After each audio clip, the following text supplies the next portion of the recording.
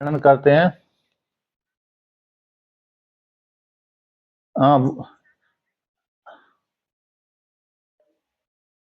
नहीं नहीं नहीं कोई उसमें कोई नहीं। ये तो सुनते आ जाता है, समझ में आ जाता है।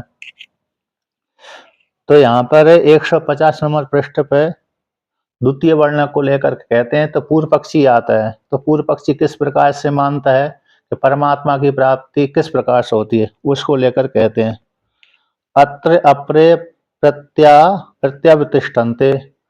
तो यहाँ पर वेदांत के जो एक देशी है, वृत्तिकार है, भर्तृ प्रपंच है, अनन्य है, तो उनके वो इस प्रकार से मानते हैं कि ब्रह्म की प्राप्ति इस प्रकार से होती है।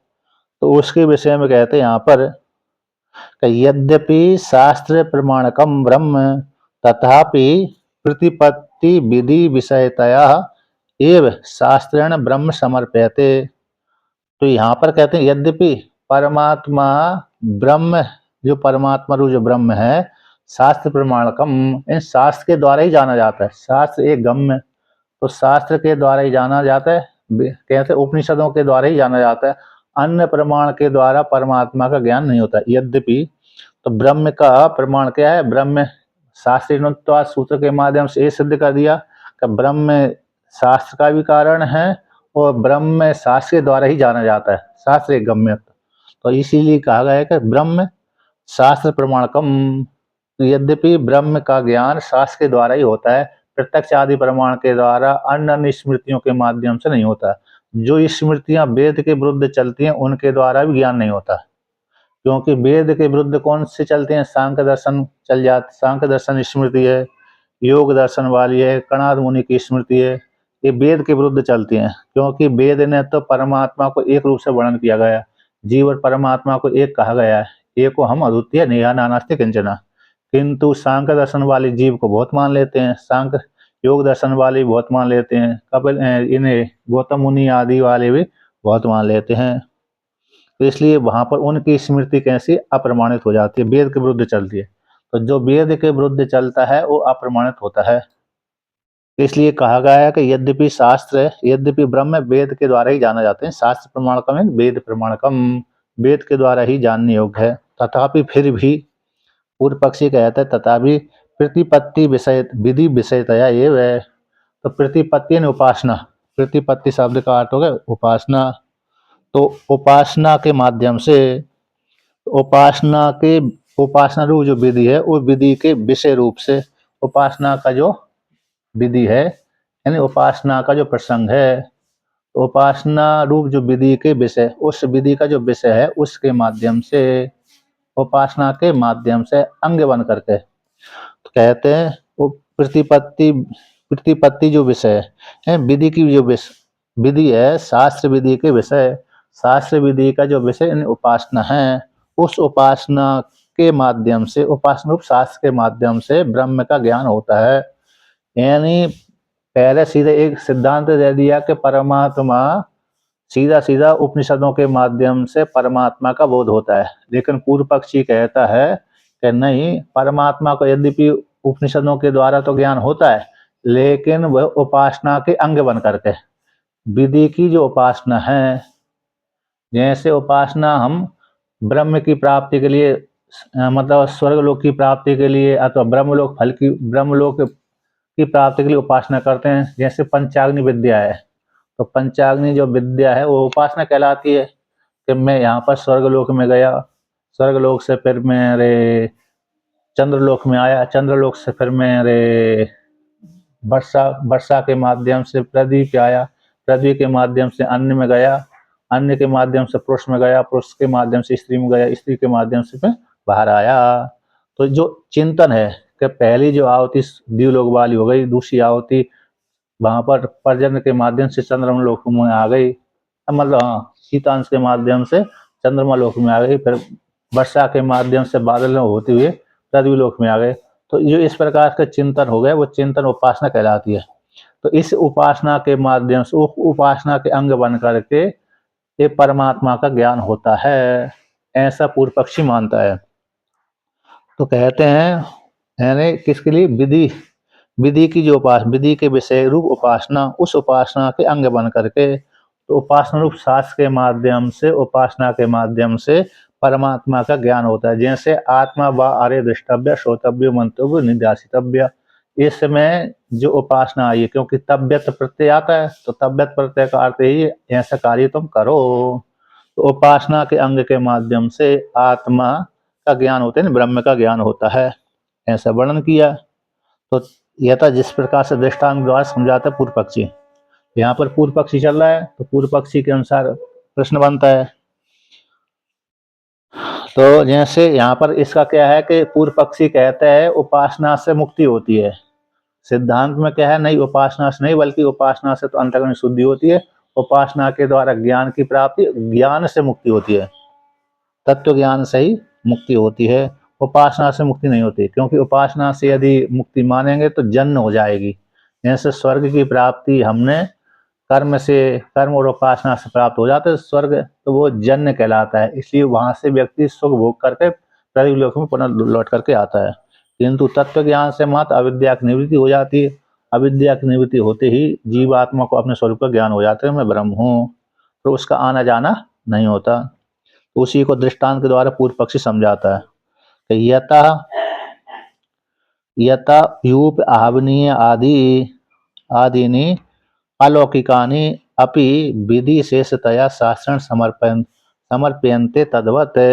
जैसे यूप यानी यूपम यूपे पशुम बदनाति, आहवनीय ज्योति, इंद्रम जेता, ये विधि वाक्य आते हैं, ये विधि के अंग बन जाते हैं। तो यहाँ पर यूप शब्द है, यूपे पशुम बदनाति एक वाक्य आता है। जैसे इस जिस यज्ञ मंडप बनाया जाता है, यज्ञ मंडप, उस यज्ञ मंडप में जो बड़े बड़े यज्ञ होते हैं, तो उसमें जहाँ बड़े बड़े यज्ञों में पशु की बलि दी जाती है, इसमें पशु की बलि दी जाती है, तो उस यज्ञ मंडप का जो लकड़ी रहती है, यानी मंडप विशेष रहता है, लकड़ी बड़ी लकड़ी रहती है जिसके ऊपर छप्पर आदि डाला जाता है। उस बड़ी लकड़ी से क्या बांधते हैं, पशु बांधते हैं। जैसे अश्व हो गया, बकरा हो गया, भेड़ हो गई है, बकरा अज बोलते हैं, अजा अजा यानी अज, और वो भेड़ बोलते हैं, मेष बोलते हैं। हिंदी में भेड़ हो गई, संस्कृत में मेष हो गए। तो इनकी बलि दी जाती है किसी किसी यज्ञ में। तो उस जो यज्ञ मंडप है, उस यज्ञ मंडप में जो लकड़ी विशेष रहती है, तो लकड़ी विशेष कई रहती हैं, उसमें मंडप रहते हैं। तो जितने कुंड होंगे, जितना बड़ा कुंड होगा और जितने ज़्यादा कुंड होंगे उतनी लकड़ी ज़्यादा हो जाएंगी। तो उस कुंडों के चारों ओर जो लकड़ियाँ रहती हैं, गड़ी रहती हैं, जिसके ऊपर छप्पर आदि डला रहता है, उससे पशु को बांधा जाता है। तो यूप में पशु को बांधता है। तो ये किसी न किसी विधि के अंग बन करके होते हैं। 10 पूर्णमास याग में ये प्रसंग आता है। 10 पूर्णमास है, अन्य अन्य जो बड़े बड़े यज्ञ, रासु यज्ञ है, अश्वमेध यज्ञ है, इन यज्ञों के ये अंग कहलाते हैं। तो उस यूप में पशु को बांधते हैं। आहवनीय ज्योति, आहवनीय आहवनीय आहवनीय नामक जो अग्नि होती है उसमें हवन करे, आहवनीय नामक अग्नि में हवन करे। तो इंद्र को यजन करे, ये विधि आदि है। तो विधि आदियों में जो यूपाद है, विधि, इन विधियों में यहाँ पर कहते हैं ज्योति, ज्योति शब्द तो विधि वाक्य है। इंद्रम यजेता, इस प्रकार से यहाँ पर इंद्र का यजन करना चाहिए, उपासना करना चाहिए। तो यहाँ पर ऐसी जो विधि वाक्यों में जो यूप आदि शब्द आए हैं, यानी जहाँ पर क्रिया होती है, जो क्रिया में जो विधि वाक्य देखे जाते हैं उसमें यूप शब्द आदि आते हैं। तो यूप आदि को क्या किया जाता है, और यूप किसके बोलते हैं, यहाँ पर वर्णन आता है टीका में है, यूपे यूपे पशु बन्नाती आपने जो होती इंद्र में देता, 151 नंबर पृष्ठ की चौथी पंक्ति। तो इसमें यूप में पशु को बांधता है, आपने अग्नि में हवन करता है, इंद्र को यजन करे, इत्यादि विधि में जो यूपादि शब्द आए हैं।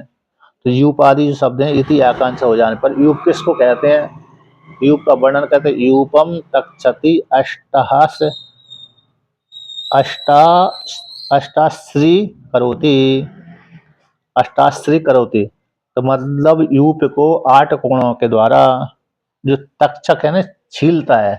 तक्षण है जो कुमारे लकड़ी बनाने वाला लकड़ी बनाने वाला शिल्पकार जो बोलते हैं, मतलब लकड़ी को बनाने वाला क्या बोलते हैं उसको? तक्षक बोलते हैं। संस्कृत में तक्षक बोलते हैं, और दूसरी भाषा में क्या बोलते हैं उसको? बढ़ई, बढ़ई बोलते हैं। तो बढ़ई कहते हैं। तो जैसे बढ़ई यानी हिंदी में बढ़ई हो गई लौकिक भाषा में, और तक्षक तक्षण है तक्षक, और लकड़ी बनाने वाला है। वो लकड़ी आदि का कार्य विश्वकर्मा है ना। विश्वकर्मा दोनों प्रकार के होते हैं। लकड़ी के द्वारा भी सामग्री बनाते, रथ आदि का निर्माण करने वाले, रथ आदि को जो निर्माण करता है उसको तक्षक बोलते हैं। अरे, तो तक्षक यूप को इस प्रकार से 8 भागों के यानी 8 कोण का यूप बनाता है। लकड़ी को चीरता है, 8 कोण वाली बनाता है, यानी 8 कोण से। तो जिस प्रकार से 8 कोण आदि बना करके यूप का निर्माण करता है, उस यूप में पशु को बांधता है। तो यहाँ पर तक्षण आदि संस्कृत में दारू यूप, तो दारू यहाँ पर जो यूप शब्द है, तो यूप मतलब तक्षक आदि के द्वारा संस्कृत किया गया। मतलब जो खंबा भी, जो यज्ञ के भीतर जो खंबा बनता है, खंबा गढ़ता है, उसको यूप बोलते हैं। अब वो भी जंगल से सीधा सीधा काट लाए, जंगल से लकड़ी को काट लाए और ला करके गड़ा दिया, तो उसको यूप नहीं कहेंगे, बल्कि तक्षक के द्वारा आकृति बनाई जाएगी। यहाँ पर तो 8 भागों में कह दिया, 8 कोणों से युक्त होकर के। जैसे विवाह मंडप बना देना, विवाह का एक जो जिसपे मंडप मंडप भी रहता है, और दूसरा एक जहाँ पर लड़का लड़की का विवाह होता है वहां पर एक खूंट रहता है, उसको भी चारों प्रकार से 4 कोने से युक्त बना देते हैं, कहीं कहीं कहीं कहीं अन्य प्रकार से बनाते हैं। तो जैसे वो संस्कृत होता है, उसी प्रकार से यहाँ पर भी यज्ञ में जो खंबे रहते हैं, वो किसी तक्षक के द्वारा 8 कोणों से युक्त होकर के अच्छी प्रकार से छील करके, टेढ़े आड़े से रहित होकर के, उसको संस्कृत करके, छील छाल करके, तो उसको जब गड़ाया जाता है उसको यूप बोलते हैं।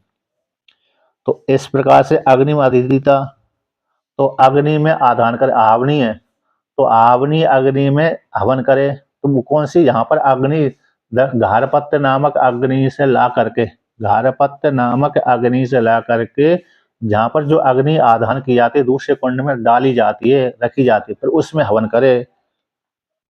घारपत्याद आवनियम ज्वलंतम उद्धरेत। यहाँ पर एक वाक्य आता है कि जो घारपत्य नामक अग्नि होती है, सभी प्राय करके पूर्व काल में, पूर्व में मतलब पहले, अभी से 100 वर्ष पहले या तो 50 30 20 25 वर्ष पहले तक सभी घरों में प्राय करके अग्नि रहती थी। अब वो जो एक अग्नि 24 घंटे जलती रहती है, उसको घारपत्य नामक अग्नि बोलते हैं, जिसमें घर परिवार वाले भोजन आदि बनाते रहते हैं। उसी अग्नि से फिर दूसरी एक कुंड विशेष में, एक पवित्र स्थान में उस अग्नि को लाते हैं, और ला करके पवित्र स्थान में, पवित्र कुंड में, हवन वाले कुंड में अग्नि का प्रक्षेप कर देते हैं, आधान कर देते हैं, तो उसमें हवन करते हैं। इसी वो कहती आवनी अग्नि, जो जो अग्नि घारपत्य नामक अग्नि से लाई गई है और हवनी हवन वाले कुंड में डाल करके उसमें हवन किया जाता है। तो इस प्रकार से तो आधान से संस्कृत अग्नि आवनी अग्नि कहलाती है।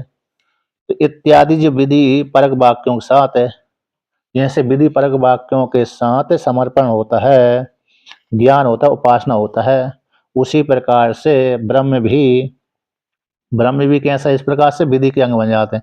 अर्थात जैसे अरे अग्नि हो गई, यूप हो गया, इंद्र हो गया, तो इन इन इनका कैसा अंग बन करके इनका ज्ञान हो जाता है, विधि के अंग बन करके इनका ज्ञान होता है। उसी प्रकार से उपासना विधि के अंग बन करके ब्रह्म का भी ज्ञान हो जाएगा। मतलब अंग बनाना है। जैसे यूप आदि के यूप है, अग्नि है और इंद्र आदि है, विधि के अंग बन करके उनका ज्ञान हो जाता है, और ज्ञान के माध्यम से उपासना करते, उपासना के माध्यम से फल आदि की प्राप्ति हो जाती है। उसी प्रकार से ब्रह्म भी श्रोतव्य, मंतव्य, निध्यासितव्य, ये उपासना के अंग बन जाएगा। तो किसका श्रवण करना चाहिए? ब्रह्म का। किसका मनन करना चाहिए? ब्रह्म का। किसका निध्यासन करना चाहिए? ब्रह्म का। इस प्रकार से उपासना का अंग बन करके ब्रह्म का ज्ञान होगा। तो ज्ञान होगा तो ज्ञान के द्वारा ब्रह्म रूप फल की प्राप्ति हो जाएगी। तो वो उत्पन्न माने, क्या माने? उत्पन्न। तो उत्पन्न होने वाली वस्तु नष्ट हो जाती है। तो इस प्रकार से यहाँ पर कहते हैं, तो इस प्रकार शास्त्र के द्वारा जिस प्रकार से यूप आदि का ज्ञान होता है, अग्नि का ज्ञान होता है, इंद्र आदि का ज्ञान होता है, उसी प्रकार से लेकिन विधि का अंग बन करके। कैसे? उपासना रूप विधि का अंग बन करके, विधि के शेष बन करके। तो किसी न किसी यज्ञ में, किसी न किसी यज्ञ में जो अग्नि आई है, कोई ये बड़ा 10 पूर्णमासक यज्ञ है, उसका ही आवनी, उसका जो अंग है, उस अंग में आवनी नामक अग्नि में हवन करे, उसमें जो यूप का निर्माण करे, तो इस प्रकार का यूप का निर्माण करें, तो ये विधि वाक्य के साथ अंग बन करके इनका ज्ञान हो जाता है, और ज्ञान के माध्यम से उपासना करते हैं, उपासना के माध्यम से किसी न किसी फल की प्राप्ति होती है। उसी प्रकार से यहाँ पर ब्रह्म भी जो निर्गुण निराकार परमात्मा है, उपासना का अंग बन करके उस ब्रह्म का ज्ञान हो जाएगा। श्रोतव्य मंतव्य निध्यासितव्य। तो इस प्रकार से, तो इसलिए शास्त्र के द्वारा ही, लेकिन ज्ञान तो शास्त्र के द्वारा ही होगा, लेकिन अंग बन करके, उपासना का अंग बन करके। अब आगे कहते हैं कि कुतः, किस प्रकार से, कैसे कैसे जाना गया है कि शास्त्र के द्वारा इस प्रकार से ब्रह्म का ज्ञान होता है, जैसे उपासना ज्ञान होता है उसी प्रकार ब्रह्म का ज्ञान किस प्रकार से जाना गया। कुतः एतत् है, तो कहते प्रवृत्ति निवृत्ति प्रयोजनत्वात् शास्त्रस्य। तो शास्त्र का लक्षण है, शास्त्र का लक्षण है कि शास्त्र या तो प्रवृत्ति कराता है अथवा निवृत्ति कराता है। शास्त्र का प्रयोजन है कि प्रवृत्ति कराए अथवा निवृत्त कराए। तो मतलब जिस व्यक्ति को स्वर्ग की कामना है, शास्त्र कैसे होते मात्र उपदेश करता है कि आपको यदि स्वर्ग जाना है तो इस प्रकार कर्म करें, यदि आपको स्वर्ग नहीं जाना तो इस प्रकार का कर्म कर सकते हैं, न करें, है ना। स्वर्ग की इच्छा करने वाले व्यक्ति को इस प्रकार से कर्म करना चाहिए, ब्रह्मलोक में जाने वाले व्यक्ति को इस प्रकार से कर्म करना चाहिए। और जो व्यक्ति खराब कर्म कर रहा है तो वो खराब कर्म न करे। यदि कोई व्यक्ति खराब कर्म करता है तो खराब कर्म न करे। तो शास्त्र कैसा होता है? शास्त्र वेद, तो वेद हमेशा कैसे प्रवृत्ति और निवृत्ति वाला हो जाता है, प्रवृत्ति प्रयोजन वाला और निवृत्ति प्रयोजन वाला वेद होता है। शास्त्र शब्द का अर्थ है यहाँ पर वेद, क्योंकि वेद प्रमाण है, वेद स्वतः प्रमाण है, किसी दूसरे के द्वारा वो वेद को प्रमाण नहीं मानते। वेद किसी के द्वारा, दूसरे के द्वारा प्रमाण हो ऐसी बात नहीं है, वेद स्वतः ही प्रमाण है। जैसे हम अपने आप में प्रमाण है, हम कैसे हैं? अपने आप में प्रमाण है कि हम मैं हूँ, इस प्रकार से पूछने के, दूसरे से पूछने के जाने के लिए दूसरे के पास हम नहीं जाते। मैं हूँ अथवा नहीं, मैं चेतन हूँ कि नहीं हूँ, ये पूछने के लिए हम दूसरे व्यक्ति के पास में कभी भी नहीं जाते। मैं चेतन हूँ, सुन रहा हूँ, खा रहा हूँ, पी रहा हूँ, जान रहा हूँ, तो मैं चेतन हूँ। यदि मैं सुनता नहीं, खाता नहीं, पीता नहीं तो मैं जड़ होता, लेकिन मैं सुन रहा हूँ, खा रहा हूँ, पी रहा हूँ। इस प्रकार का ज्ञान जब हो रहा है, व्यक्ति को अपने आप में चेतन है, मैं हूँ, अस्थि रूप से भान हो रहा है। इसलिए अपने होने में किसी को, न होने में शंका किसी को होती नहीं है। तो अब आगे कहते हैं, तो तथा ही शास्त्र तात्पर्य वेद इतिहास, इसके विषय में शास्त्र के तात्पर्य को जानने वाले कहते हैं। तो पूर्व मीमांसा आती है, पूर्व मीमांसा का भाष्य सबर स्वामी के द्वारा लिखा गया भाष्य। तो तथा ही मतलब शास्त्र कैसा प्रवृत्ति और निवृत्ति प्रयोजन वाला होता है, प्रवृत्ति कराने वाला अथवा निवृत्त कराने वाला। इसमें वृद्धों का विभाग देखा जाता है, यानी शास्त्र के तात्पर्य को जानने वाला, शास्त्र का तात्पर्य किसमें है उसको जानने वाले इस प्रकार से कहते हैं। तो क्या कहते हैं? तो एक जैमिनी आचार्य के द्वारा रचित जो ग्रंथ है पूर्व मीमांसा कहलाती है।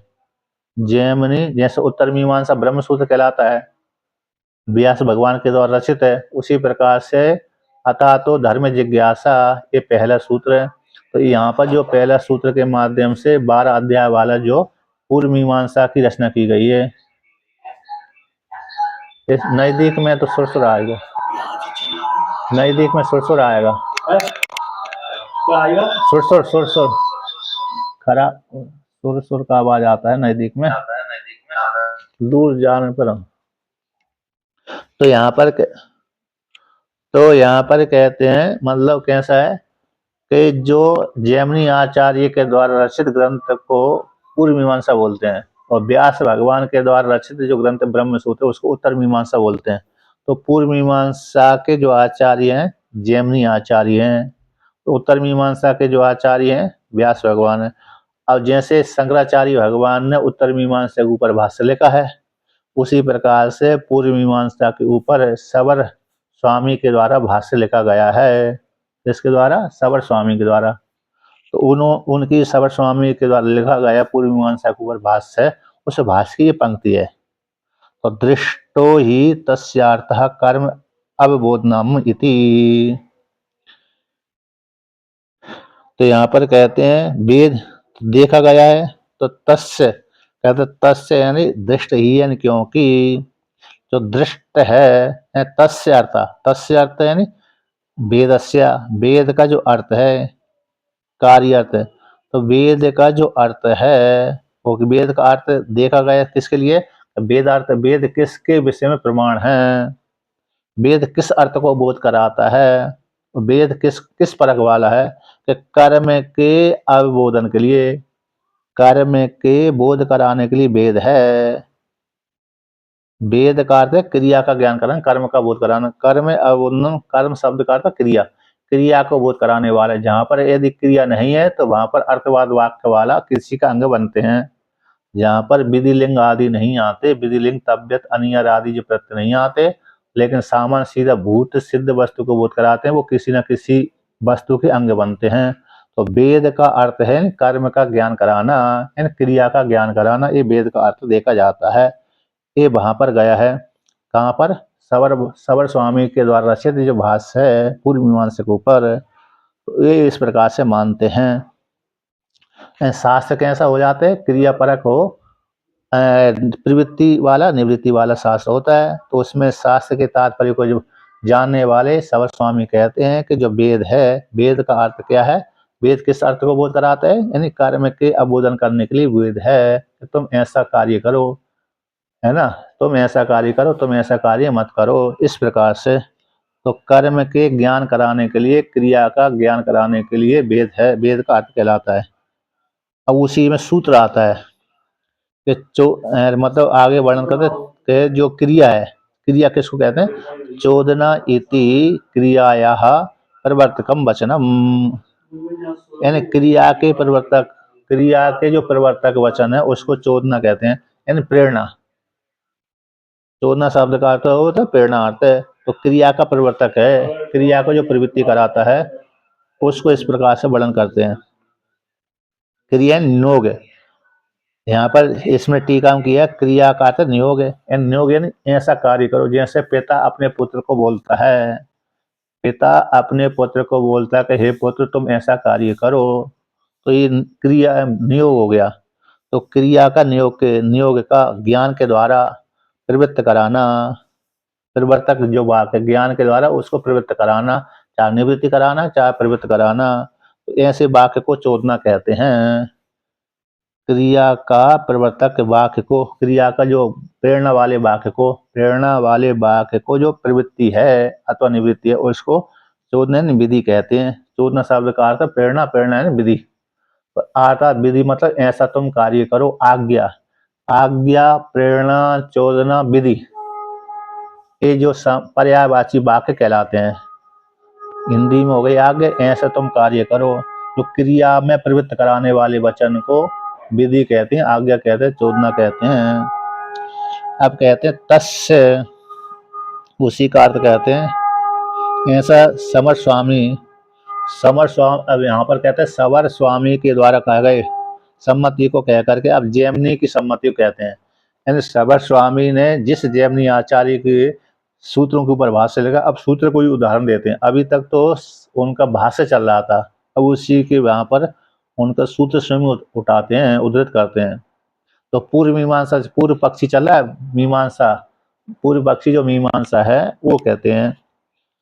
तो मतलब कि ये क्या कहना चाहते हैं? ये कहना चाहते हैं कि ब्रह्म में सीधा, वेदांत तो उपनिषद है, सीधा सीधा ब्रह्म का बोध नहीं कराते, बल्कि तिरछी यानी घुमावदार आदि, मतलब किसी के अंग बन करके वेदांत ब्रह्म का बोध कराते हैं, किसी के पीछे लग करके, किसी के पीछे लग करके वेदांत वाक्य ब्रह्म का बोध कराते हैं, सीधा सीधा ब्रह्म का बोध नहीं कराते। ये पूर्व पक्षी का कहना है, उसी का यहाँ पर खंडन करेंगे आगे।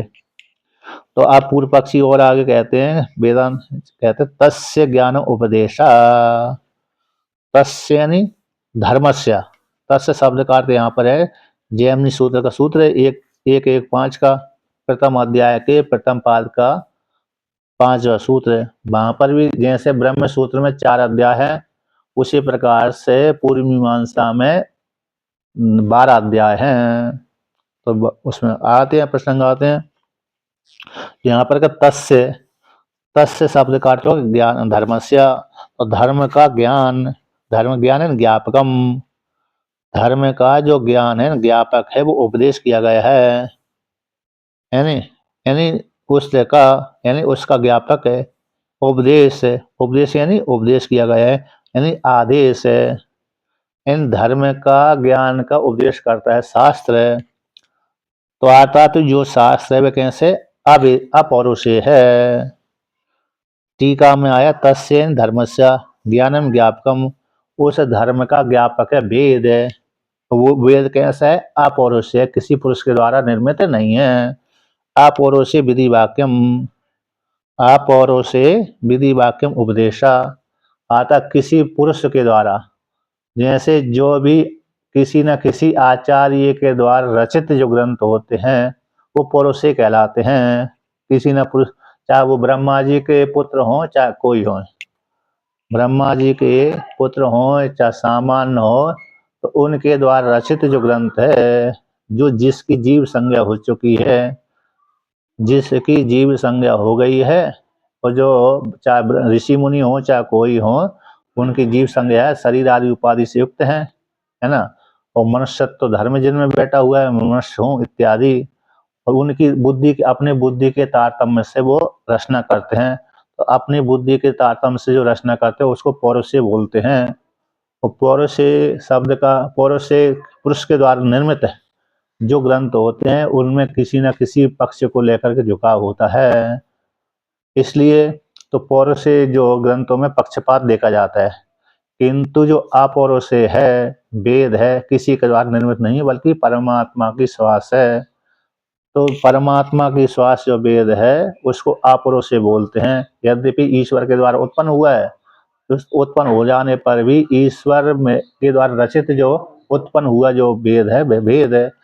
हर कल्पों में एक ही जैसा होता है, आगे भविष्यत काल के कल्पों में भी उसी प्रकार का रहेगा और भूतकाल के कल्पों में भी इसी प्रकार से था। यथा धाता पूर्वम अकल्प्यत, इस वाक्य के अनुसार, जैसे पूर्व कल्प में जिस प्रकार से वेद के माध्यम से सृष्टि रचना की थी, जिस प्रकार से वेद था 1,00,000 मंत्रों का, उसी प्रकार से इस कल्प में भी है। आगे के कल्पों में भी 1,00,000 मंत्रों वाला ही वेद रहेगा, कम ज्यादा श्लोक वाला नहीं हो सकता।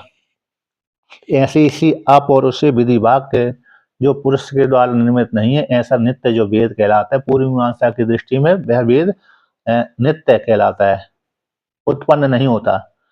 उत्तर मीमांसा की दृष्टि में वेद उत्पन्न होता है और पूर्व मीमांसा की दृष्टि में वेद उत्पन्न नहीं होता।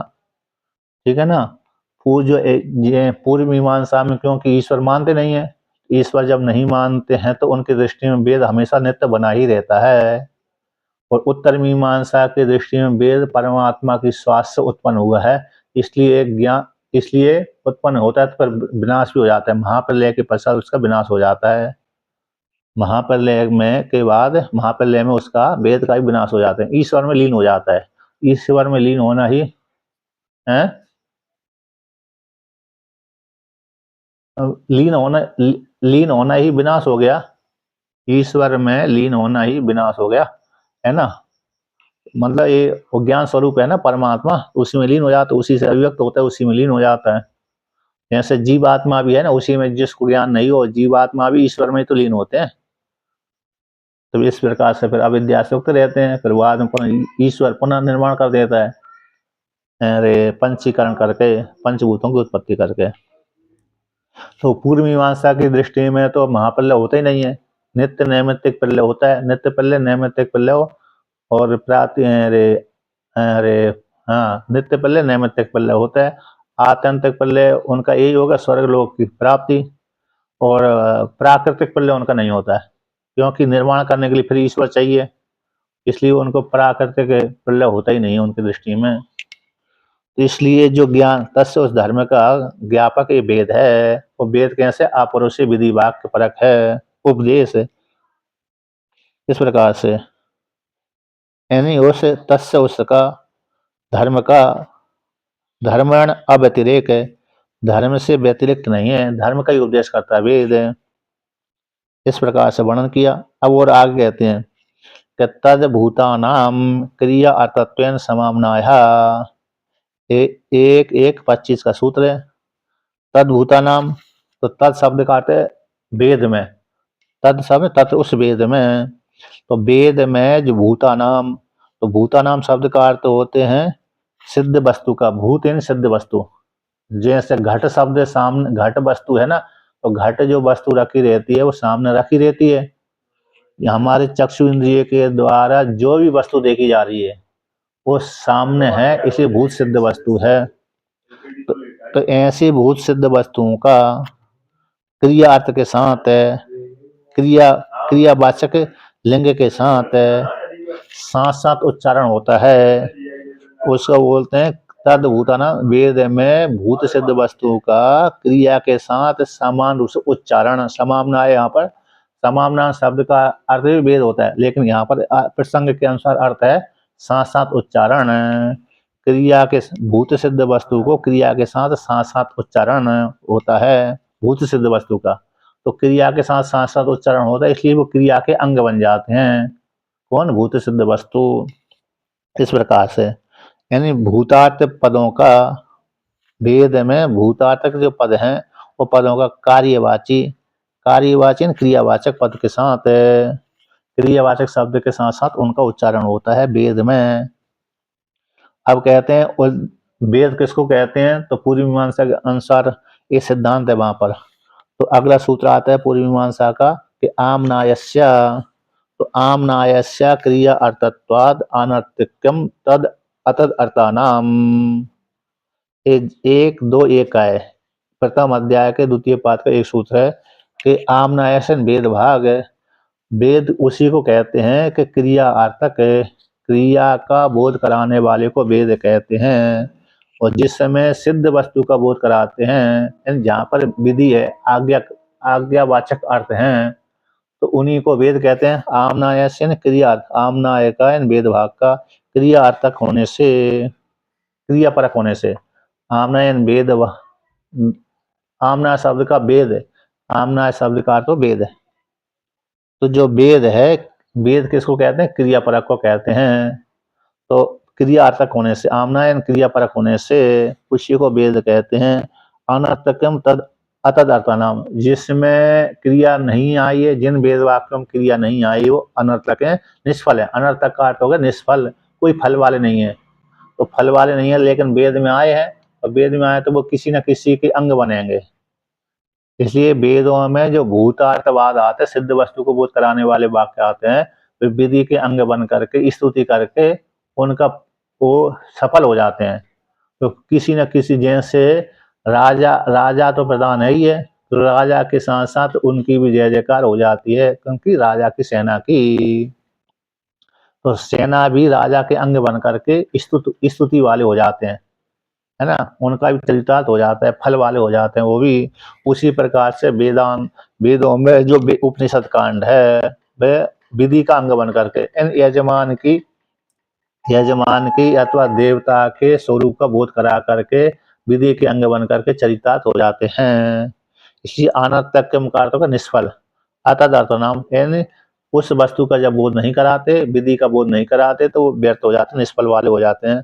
लेकिन उन वेद में आए हैं तो उनका कुछ ना कुछ फल होना चाहिए, तो विधि के अंग बन करके सफल वाले हो जाते हैं, स्तुति और निंदा करके। इसलिए स्वतंत्र रूप से ब्रह्म का बोध नहीं कराते, बल्कि क्रिया विधि के अंग बन करके वेदांत वाक्य ब्रह्म का बोध कराते हैं। इसलिए यहाँ पर ये सिद्धांत है, पूर्व मीमांसा में सिद्धांत है। तो वेद किसको कहते हैं? क्रिया परक वाक्य को। हाँ,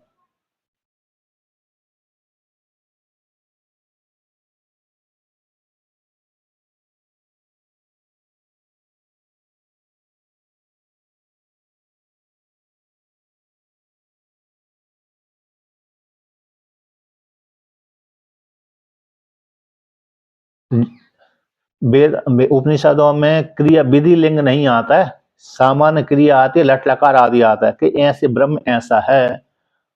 तो वहां पर सीधा ब्रह्म का अर्थ होता है भूतार्थवाद, तो उपनिषद मात्र भूत सिद्ध वस्तु को बोध कराते हैं, आज्ञा नहीं देते कि तुम ऐसा कार्य करो। जहाँ पर ऐसा कार्य करो तो वहां पर वो क्रियापरक हो जाएगा, विधि लिंग वाला हो जाएगा। जैसे स्वर्ग कामो यजेता है ना, तो स्वर्ग की कामना करने वाले को यजन करना चाहिए। तो यहाँ पर विधि वाक्य आता है, यानी लिंग लकार आता है। और उपनिषद कांड में तुम ब्रह्म को प्राप्त करो, करना चाहिए, ऐसा चाहिए तो विधि लिंग हो जाएगा। लेकिन ब्रह्म ऐसा है, सत्यम ज्ञानम अंतम ब्रह्म, तो सिद्ध वस्तु का बोध कराता है। तो सिद्ध वस्तु का बोध कराने से यहाँ पर विधि वाक्य ये नहीं है, सीधा सीधा वस्तु का बोध करा रहा है। तो वहां पर उपनिषदों के माध्यम से मात्र परमात्मा का ज्ञान होता है, और परमात्मा का ज्ञान और अविद्या की निवृत्ति मात्र होती है। अविद्या की निवृत्ति और परमात्मा का ज्ञान हो गया, यही परमात्मा ज्ञान होना ही मुक्ति कहलाती है। वहां पर तो उपनिषदों के माध्यम से परमात्मा का ज्ञान होना ही, मतलब अविद्या की निवृत्ति होना ही परमात्मा का ज्ञान। अविद्या की निवृत्ति का तो परमात्मा ज्ञान हो गया, परमात्मा ज्ञान होना ही मोक्ष कहलाता है। जीव अपने आप को जान लेता। तो यहाँ पर उत्पन्न नहीं हो रहा है, परमात्मा की जो प्राप्ति है वह उत्पत्ति नहीं हो रही। जैसे क्रिया के माध्यम से स्वर्गलोक फल प्राप्त हो रहा है, ऐसा ब्रह्म स्वर्ग के जैसा फल रूप में प्राप्त नहीं हो रहा, बल्कि जीवात्मा अपने आप को जान लेता है कि मैं ब्रह्म हूँ, बस इतना ही है। अविद्या की निवृत्ति मात्र कर रहा है उपनिषद कांड। इसलिए यहाँ पर विधि की आवश्यकता नहीं है, विधि वाक्य की, विधि की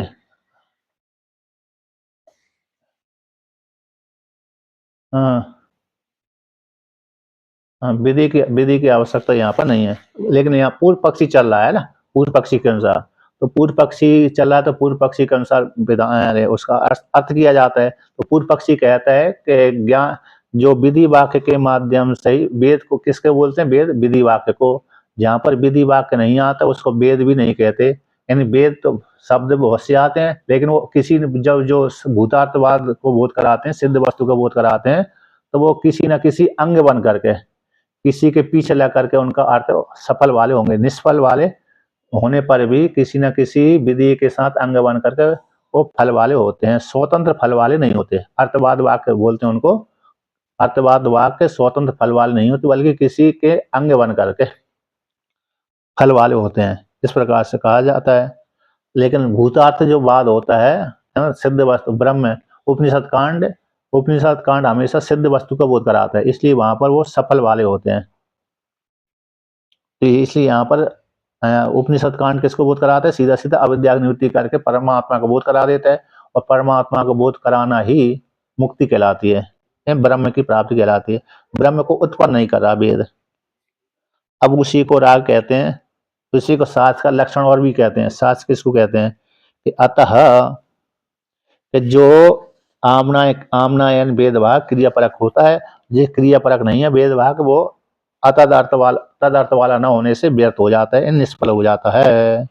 इसी हेतु से उसी को कहते हैं। शास्त्र का लक्षण आता है पुनः, अतः पुरुषम कुचिद विषय विशेष प्रावर्तयत, कुतश्चिद विषय विशेषात निवर्तयत च अर्थवत शास्त्रम। ये शास्त्र का लक्षण है।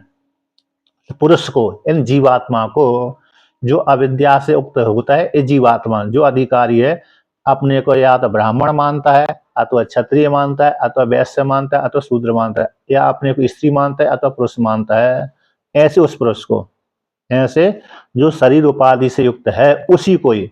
जो शरीर उपाधि से अपने आप को नहीं मानता उसके लिए शास्त्र नहीं है। शास्त्र किसके लिए है, यानी वेद किसके लिए है, कि वेद उसी के लिए है जो अपने आप को स्त्री अथवा पुरुष मानता है, कि मैं स्त्री हूँ अथवा मैं पुरुष हूँ, अथवा मैं ब्राह्मण हूँ, क्षत्रिय हूँ, वैश्य हूँ, शूद्र हूँ, इस प्रकार से मानता है। अथवा मैं ब्रह्मचारी हूँ, अथवा मैं गृहस्थ हूँ, अथवा मैं वानप्रस्थ हूँ, अथवा मैं सन्यासी हूँ। जिसके मन में ऐसा विचार है, ऐसा ज्ञान है, उसी के ऊपर शास्त्र शासन करता है।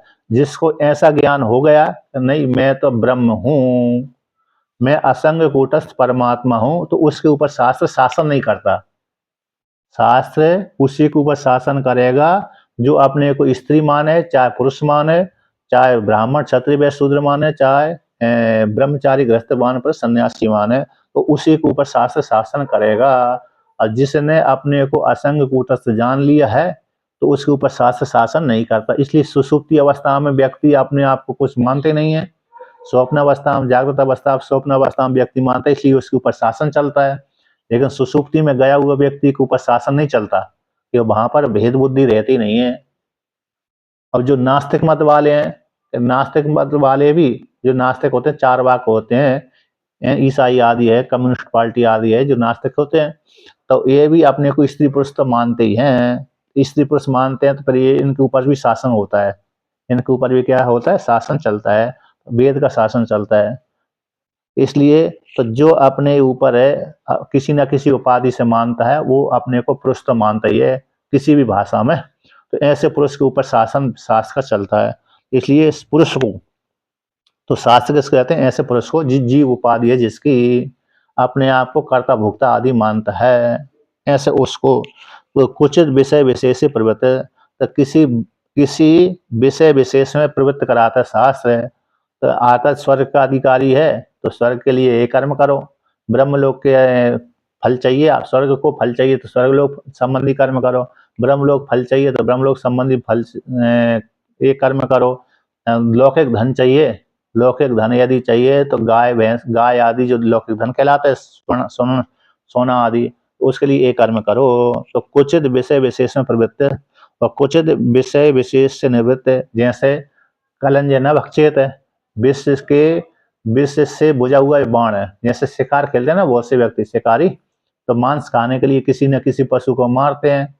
तो जैसे कभी कभी व्यक्ति शत्रु को मारने के लिए विष विष वाले बाण से पशु को मार देता है, फिर अपने शत्रु को खिलाता है। जो कोई शत्रु होगा, उस शत्रु को हम सीधा सीधा मार नहीं सकते, तो खिला पिला करके मार देते हैं, खिला पिला करके मार देते हैं, तो शक नहीं होता। तो इसलिए विष से बुझा हुआ जो बाण है, यानी जिस बाण के ऊपर विष लगाया गया है, उस बाण के द्वारा मारा गया पशु, उस पशु को मार करके फिर जो मांस पकाया जाता है उसको कलंजे बोलते हैं।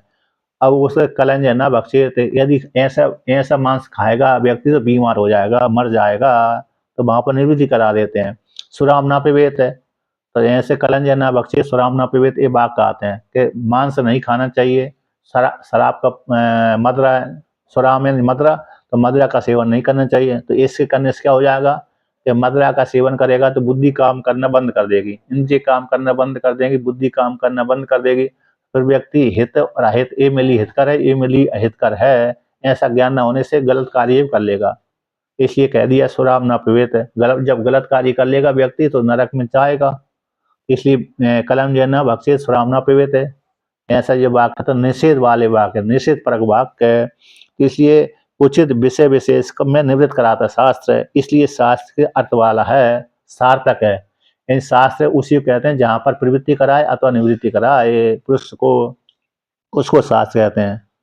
तो निवृत्ति करा दिए, खराब कार्य ना मत करो, अच्छे कार्य करो, ये इसको शास्त्र कहते हैं। जिसमें ये अभिमान है, और जिसमें ये अभिमान नहीं है, कर्तापन का भाव नहीं है, विद्वान है तो विद्वान है, उसके ऊपर शास्त्र शासन नहीं करता। शास्त्र अज्ञानी के ऊपर ही शासन करता है, ज्ञानी के ऊपर शासन नहीं करता। तो ज्ञानी के मन में कोई कर्तापन का भाव है ही नहीं है। इस प्रकार से इन शासन वेद तो तत्क्षेषतया अन्यद उपयुक्तम, इसलिए जो भूतार्थवाद है अंग बन करके उपयुक्त होते हैं। जो वेद है, जो शास्त्र है, जिसमें क्रिया परक वाक्य वेद शास्त्र है, उसमें उसमें क्या है, तो वो तो शास्त्र कहलाता है। और लेकिन जो भूत सिद्ध वस्तु का बोध कराने वाले हैं, किसका, भूत सिद्ध वस्तु का जो बोध कराते हैं, ऐसे भूत सिद्ध वस्तु का बोध कराने वाला शास्त्र अन्यद उपयुक्तम अंग बन करके शेष तय रूप से वे जो वेदांत भूत सिद्ध वस्तु का बोध कराने वाले उपनिषद कांड उपयुक्त हो जाते हैं। तत् सामान्याद वेदांता नाम अपि तथा एव अर्थवत्तम स्यात्, तो सामान्य रूप से वेदांत वाक्यों का भी उसी प्रकार से अर्थवत्ता हो जाती है, किस बन करके, यानी अंग बन करके। अर्थवाद वाक्य जैसे जैसे वर्णन किया कि विधि और निषेध वाक्य भी, विधि वाक्य और निषेध वाक्य भी शास्त्र अर्थ वाला शास्त्र है। इसलिए अर्थवाद वाक्य जो वाक्य होते हैं वो शेष रूप से उपक्षीणीय है। जो अर्थवाद वाक्य होते हैं जहाँ से चाहे पूर्व मीमांसा में आए हों वज्रहस्त पुरंदरा, हाथ में इंद्र देवता वज्र लेकर के खड़े हुए हैं, ये भूतार्थवाद कहलाता है।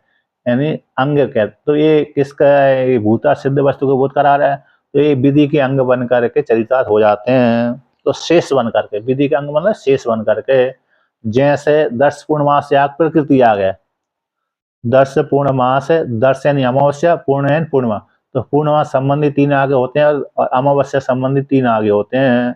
अब ये प्रकृति याग कहलाता है। अब उसके उस प्रकृति याग को पूरा करने के लिए प्रतिदिन कुछ छोटे छोटे यज्ञ करते हैं, छोटे छोटे यज्ञ, उनको इष्टियां बोलते हैं। अब छोटे छोटे यज्ञ पूरा जब कर लेते हैं तो पूरा प्रकृति याग यानी बड़ा याग पूरा संपादित हो जाता है। तो जो छोटे दर्ना यथा दधि के द्वारा हवन करें, घी के द्वारा हवन करें और इस देवता की इस यज्ञ के भीतर ये स्तुति करें, तो इस प्रकार से वो अंग बन जाते हैं। जैसे दूसरा उदाहरण है रुद्राभिषेक। तो रुद्राभिषेक में रुद्र शिव जी की प्रधान पूजा है, वो तो प्रकृति याग, प्रकृति हो गए। भगवान शिव जी की प्रधान पूजा प्रकृति हो गए, लेकिन भगवान शिव जी की पूजा करने से पहले हमको उनके अंगों की पूजा करना पड़ती है। भगवान शिव जी के अंग कौन है, गणेश हो गए, पार्वती हो गई, नंदी हो गए, त्रिशूल हो गया, सूर्य भगवान हो गए, पंचायतन है तो सूर्य भगवान, विष्णु भगवान हो गए, है ना। शिव पंचायतन है तो गणेश है, कार्तिक है, नंदी है, वीरभद्र आदि है, त्रिशूल है, तो ये उनके अंग बन जाते हैं। तो जो गणेश है, पार्वती है, त्रिशूल है, वो शिव जी के अंग है। शिव जी प्रकृति हो गए, शिव जी कैसे हो गए, प्रकृति हो गए, लेकिन उनके अंग कैसे हो गए, ये हो गए। तो उनकी जो प्रधानता उस अंग के साथ अंग की प्रधानता हो जाती है, तो अंग की भी पूजा हो जाती है। जैसे शिव जी की प्रधान पूजा हो गई, तो जैसे शिव जी स्तुत हो जाते हैं, शिव जी स्तुति वाले हैं ही है, साथ साथ है उन गणेश आदि की भी स्तुति हो जाती है, तो उनकी भी समानता, समान रूप से पूजा हो जाती है, लेकिन कम पूजा होती है। तो प्रकृति और विकृति में यही अंतर है कि प्रकृति का बड़ी पूजा की जाती है, विकृति की छोटी पूजा की जाती है। तो इस प्रकृति का अंग बनकर का पूरा रुद्राभिषेक कहलाता है। छोटे छोटे जो भगवान विष्णु, भगवान गणेश जी, पार्वती आदि की पूजा करने से वो पूरा रुद्राभिषेक कहलाता है। नहीं तो छोटा रुद्राभिषेक हो जाएगा, परिच्छिन्न वाला, है ना। इसी उसी प्रकार से यहाँ पर भी तो जो वेदांत वाक्य आए हैं, उस विधि परक वाक्यों के साथ एक वाक्य हो जाने से और वेदांत वाक्य भी अर्थ वाले हो जाते हैं। इसी सामान्य के सामान्य रूप से, तो सामान्य रूप से कार्यपरक रूप से, सामान्य रूप से वेदांत वाक्य भी कार्यपरक रूप से, तो कार्यपरक रूप से विधि के अंग बनकर, क्रिया के अंग बन करके वेदांत वाक्य भी कैसे अर्थ वाले हो जाते हैं, क्रिया के माध्यम से ब्रह्म का बोध कराते हैं। लेकिन स्वतंत्र रूप से वेद परमात्मा का बोध नहीं कराते, ऐसा पूर्व पक्षी का मत है। यहाँ पूर्व पक्षी चल रहा है, आगे जब खंडन आएगा तो फिर कहेंगे नहीं, स्वतंत्र रूप से ब्रह्म का ही बोध कराते हैं वेदांत वाक्य, ऐसा सिद्धांत आएगा। अभी पूर्व पक्षी और कहते हैं कि सती चा विधि परत्व, सती चा विधि परत्व यथा स्वर्गादि कामस्य अग्निहोत्रादि साधनम विधीयते एवं अमृत कामस्य ब्रह्म ज्ञानम विधीयते इति युक्तम।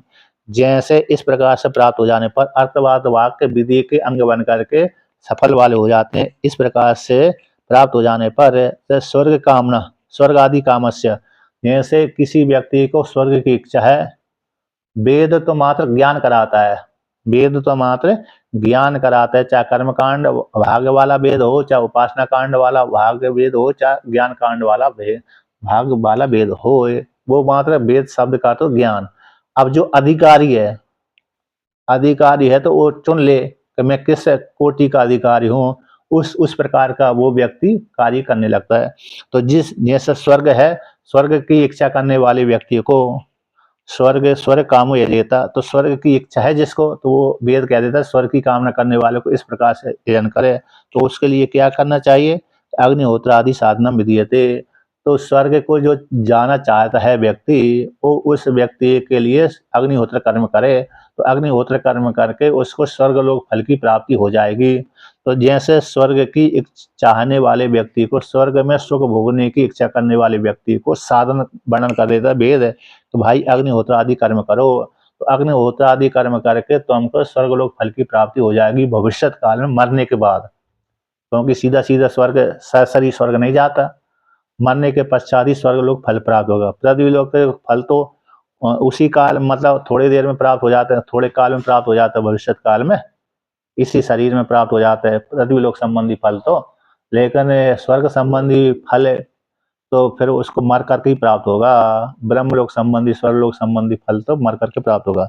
इसलिए स्वर्ग की कामना करने वाले, स्वर्ग को चाहने वाले व्यक्ति के लिए वेद साधन वर्णन करते अग्निहोत्रादि कर्म में।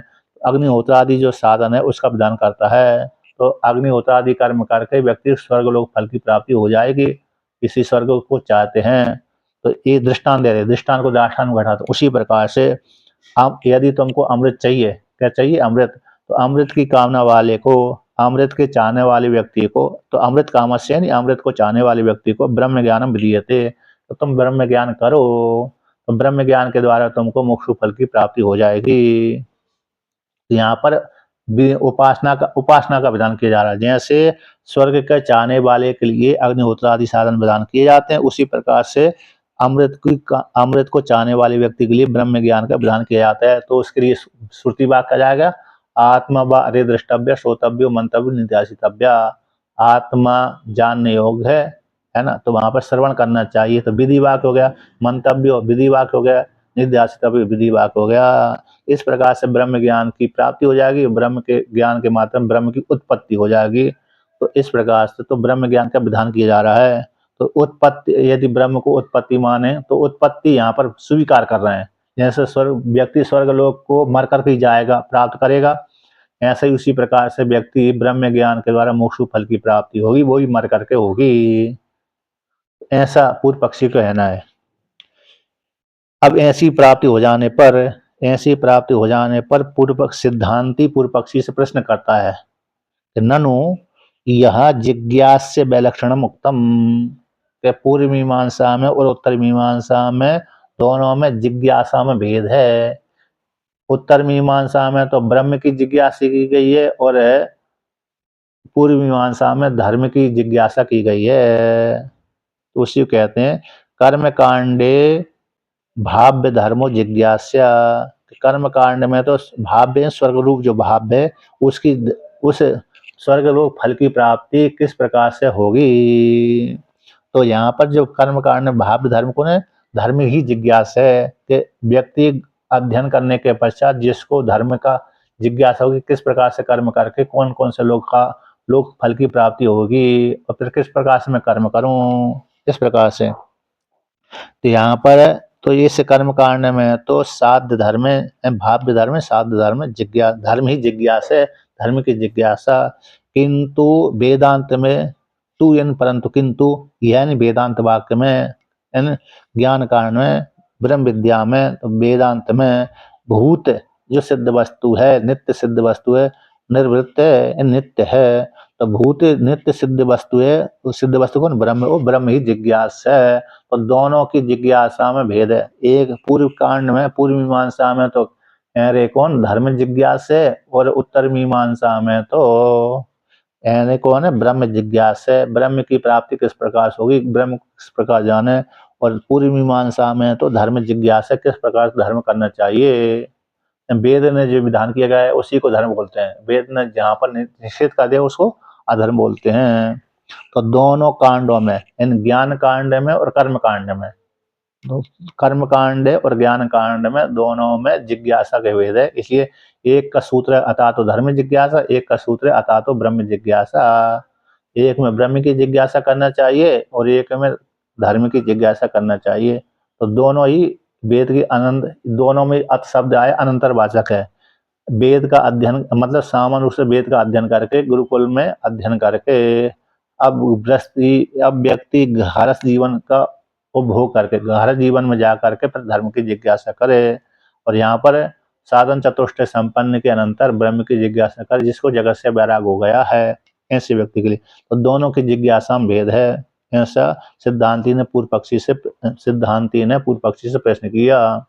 अब आगे वो उत्तर फिर आगे कहते हैं, कल कहेंगे, ठीक है ना जी।